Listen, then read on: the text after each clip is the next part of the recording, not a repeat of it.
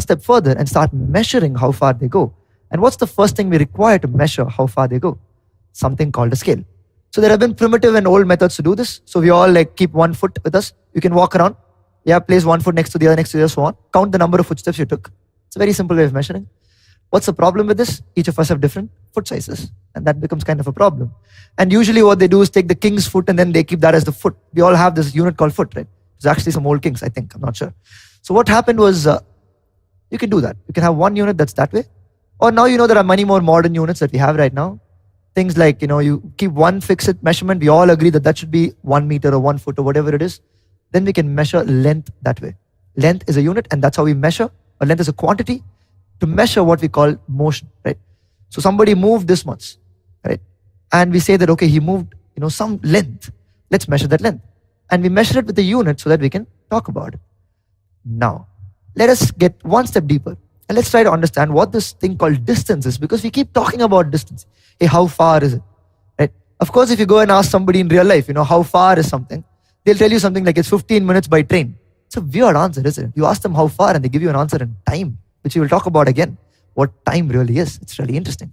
So what are we going to do now is, let us say that you decide to go to your friend's house. It's a party and you're here, and let's say you're here and you know the route to your friend's house, it's somewhere there. Now, obviously you can take more than one route to reach your friend's house. So let's say you're here and they're there. Awesome. So what you decide to do, you have an ice cream parlor there, so you'd want to take a route through that and go like this and reach there. Now, what is the distance that you covered to reach your friend's house? So if you were to find that out, you have to take a thread and put it on that road throughout. And then take that thread out, extend it, and measure how long it is, using any scale that you want. Your answer could be in centimeters, meters, you know this. So you have an answer. Now, is that the only path you could have taken? Of course not, right? You could have taken something else. Let's say you want to pick up a third friend and then go to that house. So you'd go down somewhere here, pick your friend up, and then start going up and reach your friend's house. Now in this case, it looks like you covered a different distance. So you take a thread, measure the whole thing, stretch it out, different distance. So how many such distances are possible? Infinitely many, right? Assuming that there are enough roads into whatever path you want to take, you could have taken any number of paths. So all those correspond to different distances.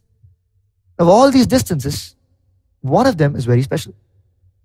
If you were to take that shortest path between these two, what would that be?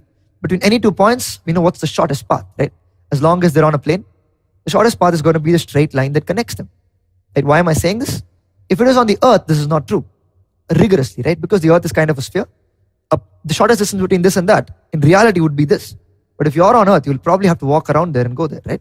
So forgetting that, assuming all distances are quite small, and the earth can be assumed to be flat, right? Because if you're walking from here to another point, you're probably not going from the North Pole to the South Pole or something like that. So assuming it's flat, we know it's going to be the straight line that connects them. And that straight line between these 2 points is going to be called the displacement. Because sometimes you don't care about the actual path that you took, but you only care about where you began and where you ended. That's all you care about. So there are 2 quantities that we've spoken about. We're going to expand about them in a while. But the quantity 1 is distance, which is the length of the actual path that you took between 2 points, A and B. So you take some path, put a string through them, take that string out, stretch it out and measure it.